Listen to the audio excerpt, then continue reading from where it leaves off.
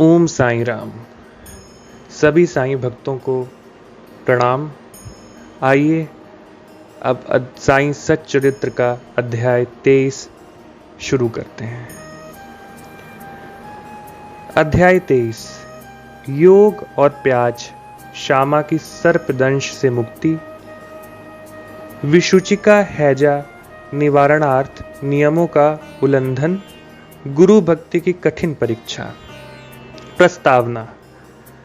वस्तुतः मनुष्य त्रिगुणमय 3 गुण अर्थात सत्व, रज, तम है तथा माया के प्रभाव से ही उसे भसित होने लगता है कि मैं शरीर हूँ। दैहिक बुद्धि के आवरण के कारण ही वह ऐसी धारणा बना लेता है कि मैं ही कर्ता और उपभोग करने वाला हूँ, और इस प्रकार वह अपने को अनेक कष्टों में स्वयं फंसा लेता है।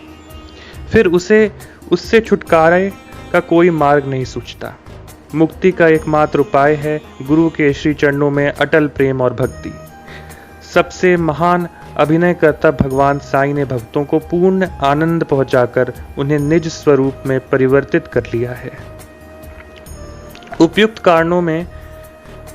कारणों से हम साईं बाबा को ईश्वर का ही अवतार मानते हैं, परंतु वे सदा यही कहा करते थे कि मैं तो ईश्वर का दास हूँ।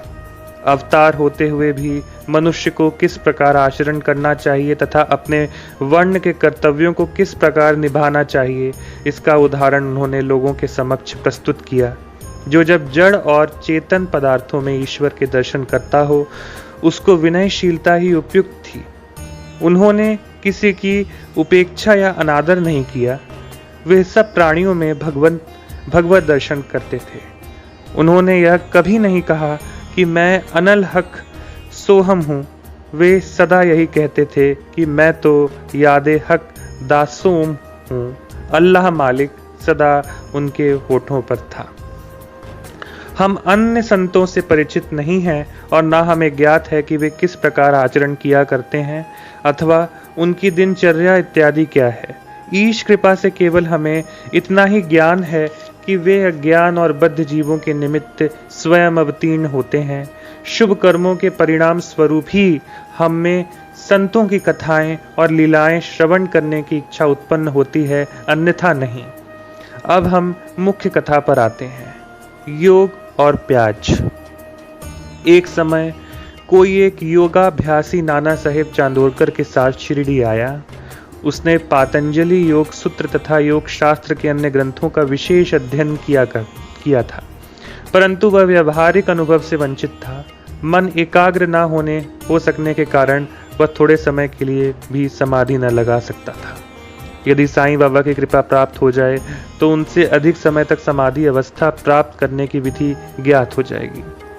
इस विचार से वह शिरडी आया और जब मस्जिद में पहुंचा तो साईं बाबा को प्याज सहित रोटी खाते देख उसे ऐसा विचार आया कि यह कच्ची प्याज सहित सूखी रोटी खाने वाला व्यक्ति मेरी कठिनाइयों को किस प्रकार हल कर सकेगा।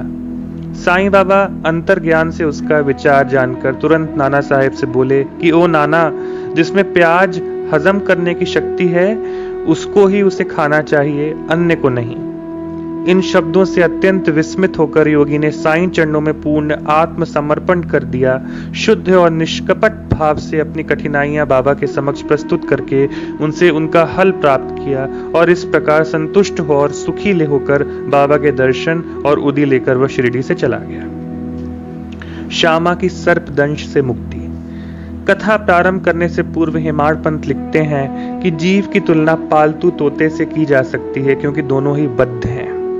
एक शरीर में तो दूसरा पिंजड़े में। दोनों ही अपनी बद्धावस्था को श्रेयस्कर समझते हैं, परंतु यदि हरि कृपा से उन्हें कोई उत्तम गुरु मिल जाए और वह उनके ज्ञान चक्षु खोलकर उन्हें बंधन मुक्त कर दे तो उनकी चेतना का स्तर ऊंचा हो जाता है। जिसकी तुलना में पूर्व संकीर्ण स्थिति सर्वथा तुच्छ ही थी। गत अध्याय में किस प्रकार श्री मेरिकर पर आने वाले संकट की पूर्व सूचना देकर उन्हें उससे बचाया गया, इसका वर्णन किया जा चुका है। पाठक वृंद अब उसी प्रकार की एक और कथा श्रवण करें। एक बार श्यामा को विषधर सर्प ने उसके हाथ की उंगली में डस लिया। समस्त शरीर में विष का प्रसार हो जाने के कारण वे अत्यंत कष्ट का अनुभव करके क्रंदन करने लगे कि अब मेरा अंतकाल समीप आ गया है। उनके इष्ट मित्र उन्हें भगवान बिरोबा वीरभद्र के पास ले जाना चाहते थे। वहां इस प्रकार की समस्त पीड़ाओं की योग्य चिकित्सा होती है, परंतु श्यामा मस्जिद की ओर ही दौड़ा, अपने बिरोबा वीरभद्र श्री साईं बाबा के पास। जब बाबा ने उन्हें दूर से आते देखा तो वे झिड़कने और गाली देने लगे। वे क्रोधित होकर बोले, अरे ओ नादान कृतघ्न बम्मन, ऊपर मत चढ़, सावधान यदि ऐसा किया तो। और फिर गर्जन करते हुए बोले, हट, दूर हट, नीचे उतर। श्री साईं बाबा को इस प्रकार अत्यंत क्रोधित देख श्यामा उलझन में पड़ गया और निराश होकर सोचने लगा कि केवल मस्जिद ही तो मेरा घर है और साईं बाबा मात्र असहायों के आश्रयदाता हैं, और जब वे ही इस प्रकार मुझे यहाँ से भगा रहे हैं तो मैं अब किसकी शरण में जाऊं। उसने अपने जीवन की आशा ही छोड़ दी और वहीं शांतिपूर्वक बैठ गया। थोड़े समय के पश्चात जब बाबा पूर्ववत शांत हुए तो श्यामा ऊपर आकर उनके समीप बैठ गया। तब बाबा बोले, डरो नहीं, तिल मात्र भी चिंता मत करो, दयालु फकीर तुम्हारी अवश्य रक्षा करेगा। घर जाकर शांति से बैठो और बाहर ना निकलो। मुझ पर विश्वास कर निर्भय होकर चिंता त्याग दो। उन्हें घर भिजवाने के पश्चात ही पीछे से बाबा ने तात्या पाटिल और काका साहेब दीक्षित के द्वारा यह कहला भेजा कि वह इच्छानुसार भोजन करें, घर में टहलते रहें, लेटे नहीं और ना शयन करें। कहने की आवश्यकता नहीं कि आदेशों का अक्षरशः पालन किया गया और थोड़े समय में ही वे पूर्ण स्वस्थ हो गए। इस विषय में केवल यही बात स्मरण योग्य है कि बाबा के शब्द हट, दूर हट, नीचे उतर श्यामा को लक्ष्य करके नहीं कहे गए थे, जैसा कि ऊपर से प्रतीत होता है, वरन उस सांप और उसके विष के लिए ही आज्ञा थी, अर्थात श्यामा के शरीर में विष ना फैलने की आज्ञा थी। अन्य मंत्र शास्त्रों के विशेषज्ञों की तरह बाबा ने किसी मंत्र या मंत्रोक्त चावल या जल आदि का प्रयोग नहीं किया। इस कथा और इसी प्रकार की अन्य कथाओं को सुनकर साईं बाबा के चरणों में यह दृढ़ विश्वास हो जाएगा कि यदि माया युक्त संसार को पार करना हो तो केवल श्री साईं चरणों का हृदय में ध्यान करो। ओम साईं राम। हैजा महामारी विषुचिका। एक बार शिरडी विषुचिका के प्रकोप से दहल उठी और ग्रामवासी भयभीत हो गए। उनका पारस्परिक संपर्क अन्य गांव के लोगों से प्रायः समाप्त सा हो गया। तब गांव के पंचों ने एकत्रित होकर 2 आदेश प्रसारित किए। प्रथम, लकड़ी भी एक भी गाड़ी गांव में ना आने दी जाए। द्वितीय, कोई भी बकरे की बलि ना दे। इन आदेशों का उल्लंघन करने वाले को मुखिया और पंचों द्वारा दंड दिया जाएगा। बाबा तो जानते ही थे कि यह सब केवल अंधविश्वास ही है और इसी कारण उन्होंने पंचों के आदेशों की कोई चिंता ना की। जब ये आदेश लागू थे तभी एक लकड़ी की गाड़ी गांव में आई। सबको ज्ञात था कि गांव में लकड़ी का अधिक अभाव है, फिर भी लोग उस गाड़ी वाले को भगाने लगे। यह समाचार कहीं से बाबा के पास पहुंच गया। तब वे स्वयं वहां आए और गाड़ी वाले से गाड़ी मस्जिद में ले चलने को कहा। बाबा के विरुद्ध कोई चूं चपाट तक भी ना कर सका। यथार्थ में उन्हें धुनी के लिए लकड़ियां की अत्यंत आवश्यकता थी और इसीलिए उन्होंने वह गाड़ी मोल ले ली। एक महान अग्निहोत्र की तरह उन्होंने जीवन भर धुनी को चैतन्य रखा। बाबा की धुनी दिन रात प्रज्वलित रहती और इसलिए वे लकड़ियां एकत्रित करके रखते थे। बाबा का घर अर्थात मस्जिद सबके लिए सदैव खुली था। उसमें किसी ताले चाबी की आवश्यकता नहीं थी।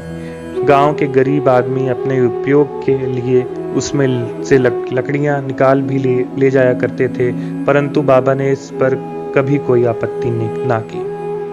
बाबा तो संपूर्ण विश्व को ईश्वर से ओतप्रोत देखते थे, इसलिए उनमें किसी के प्रति घृणा या शत्रुता की भावना न थी। पूर्ण विरक्त होते हुए भी उन्होंने एक साधारण गृहस्थ का उदाहरण लोगों के समक्ष प्रस्तुत किया। गुरु भक्ति की कठिन परीक्षा। अब देखिए दूसरे आदेश की भी बाबा ने क्या दशा की। वह आदेश लागू रहते समय कोई मस्जिद में एक बकरा लाया था। वह अत्यंत दुर्बल, बूढ़ा और मरने ही वाला था। उस समय माले गांव के फकीर पीर मोहम्मद उर्फ बड़े बाबा भी उनके समीप ही खड़े थे। बाबा ने उन्हें बकरा काटकर बलि चढ़ाने को कहा। श्री साईं बाबा बड़े बाबा का आदर किया करते थे, इस कारण वे सदैव उनके दाहिनी ओर ही बैठा करते थे। सबसे पहले वे ही चिलम पीते और फिर बाबा को देते, बाद में अन्य भक्तों को। जब दोपहर को भोजन परोस दिया जाता तब बाबा बड़े बाबा को आदर पूर्वक बुलाकर अपने दाहिने ओर बिठाते और तब सब भोजन करते। बाबा के पास जो दक्षिणा एकत्रित होती उसमें से वे 50 रुपये प्रतिदिन बड़े बाबा को दे दिया करते थे।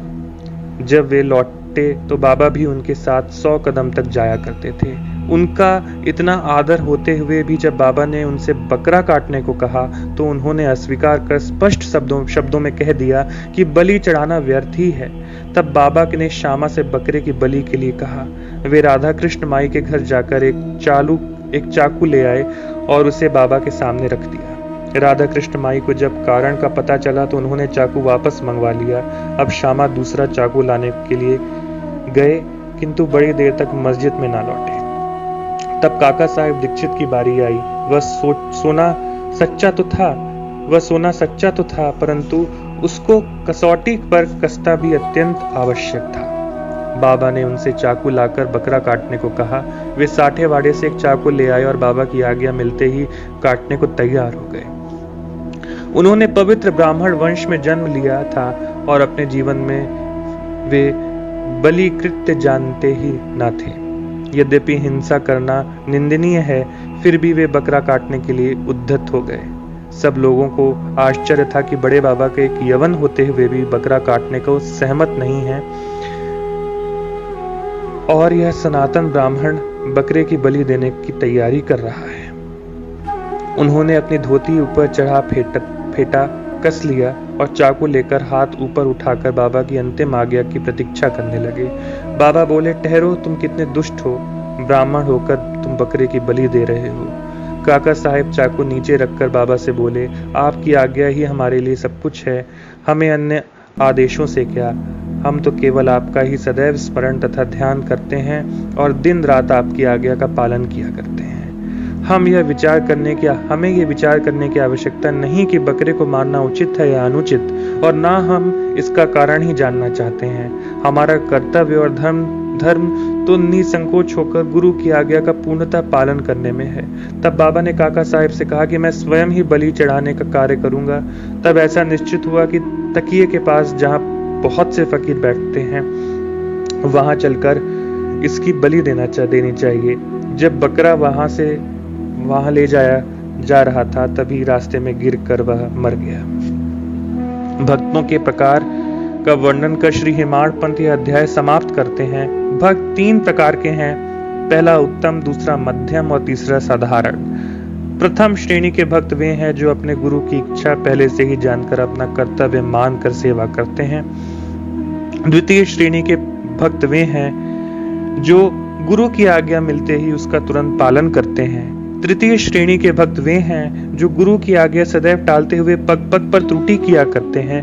भक्तगण यदि अपनी जागृत बुद्धि और धैर्य धारण कर दृढ़ विश्वास स्थिर करें तो ये निसंदेह उनका आध्यात्मिक ध्येय उनसे अधिक दूर नहीं।